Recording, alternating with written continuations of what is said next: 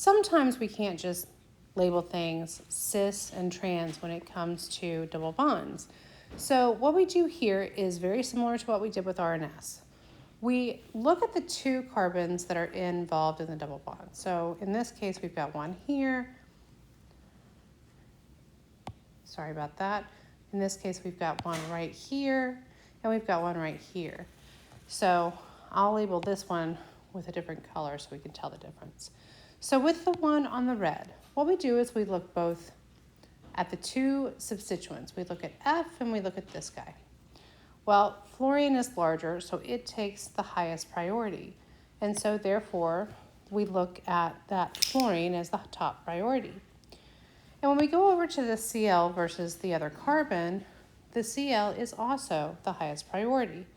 So if those were on the same side as the double bond, we call that Z. I think of that as they are on the same side.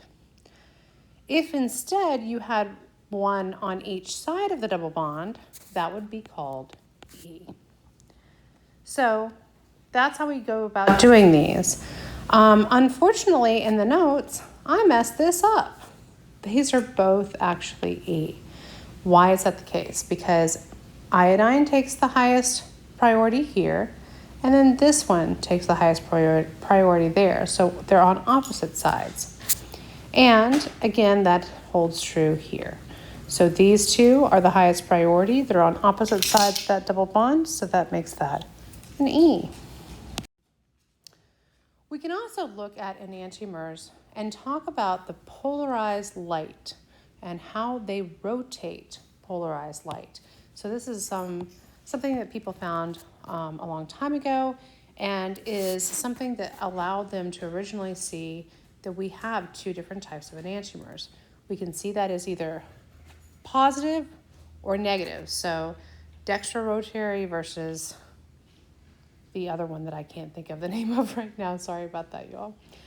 So we can calculate specific rotation by polarimeter. So some of you may have already seen a polarimeter and know what that means.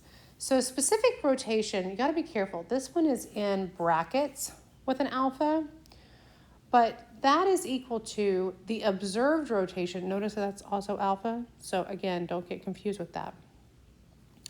Divided by C, where C is the concentration in grams per milliliter, times L, where that's the path length. Now the path length here is in decimeters, so in other words 10 centimeters, so something to be aware of there. And one of the things that we found out with this polarized light, when it bends, we can see both the R and the S, and they're opposite. So R, if that's 17.3, then S will be negative 17.3. So they bend to the same degree, that polarized light. One of the things that we can also talk about when it comes to enantiomers is something, a term called enantiomeric excess. Well, so if you have a mixture that is 10% R and 90% S, you can think of it this way, as there's 10% R and 10% S that will be a racemic mixture. So that means it's an equal mix. So those two, I almost think of as they negate one another. The extra of the R negates the same amount with the S. So when we say enantiomeric excess, we really mean is we have that much more of one of them that is beyond the racemic mixture. So enantiomeric excess in that mixture would be 80%, or 80% EE. Now, be aware that there's different terms here that you can use, and enantiomeric excess is only one of them. But we can also measure by specific rotation our enantiomeric excess. So the percentage of enantiomeric excess is the specific rotation of a solution divided by that of the pure enantiomer times 100%. It's a quick little way to figure out what your enantiomeric excess is if you know what the pure enantiomers measure at. Okay.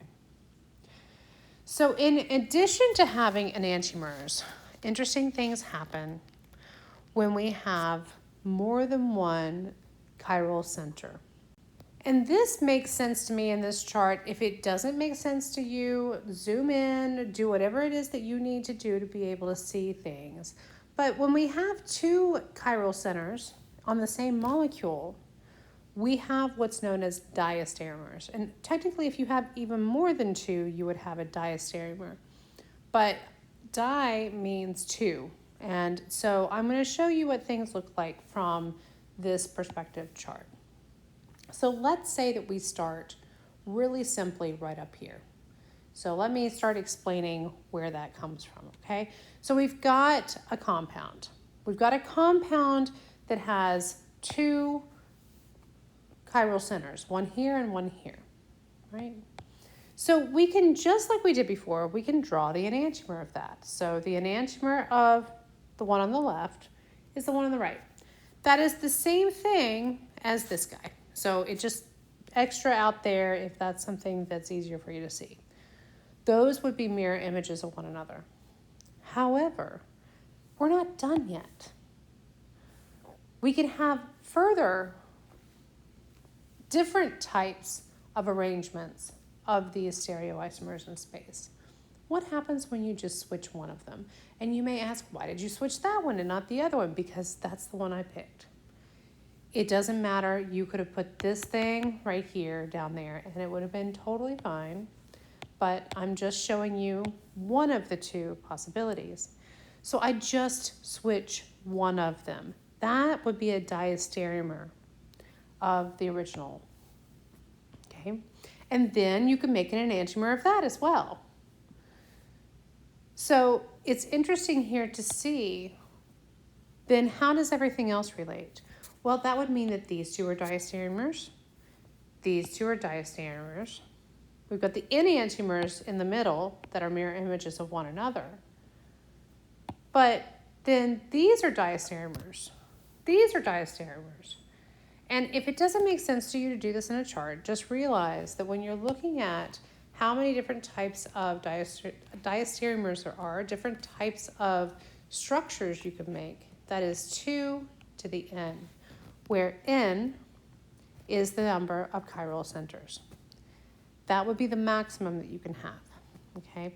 And so sometimes it takes a while to figure out all of those, but there should be 4 when there's 2 centers like that, okay? So there's always exceptions, you know. That's just the way it goes, okay?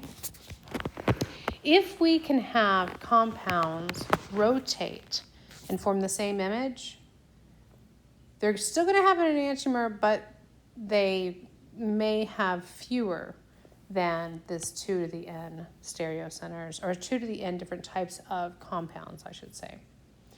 If you have a mirror image within the particular, within the plane of the molecule somewhere, then we call that a mesocompound.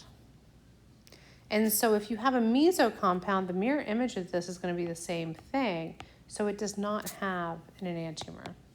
And you won't have the maximum amount of diastereomers or stereoisomers that you would have, okay? Sometimes you can have inversions that lead to exceptions, but they're more rare. In addition, you can have other types of exceptions, such as things that would flip, may look as if they're going to be chiral, but those really don't stop flipping until they go to really low temperatures. Imagine like if we had like a cis 1,2 chair or a cis 1,3 chair, those will continually flip. Sorry, I should say cis 1,4 chair. Those will continually flip, and so you'll have both arrangements of those in space. Okay, so that's something to keep in mind here. Sometimes we can see that there's chiral compounds as well that would be locked because of the fact that they're so large, they just can't maneuver to stay into place. But again, that's an exception, so don't start seeing exceptions every place that you go. You do need to pay attention to meso compounds when it comes to chirality and trying to figure out the maximum number of stereoisomers that you have. But for the most part, you would have to look at the other types of things on a case-by-case basis. So don't start seeing all the exceptions without seeing the basics, okay? Okay, good luck, and make sure that on the diastereomers you know how to identify R and S, because keep in mind when you do those diastereomers, you should have one R, and the enantiomer of that would be SS, and then you should have an RS and an SR. So that's another way to do that chart and make sure that everything is going to be accounted for. Okay, thank you very much.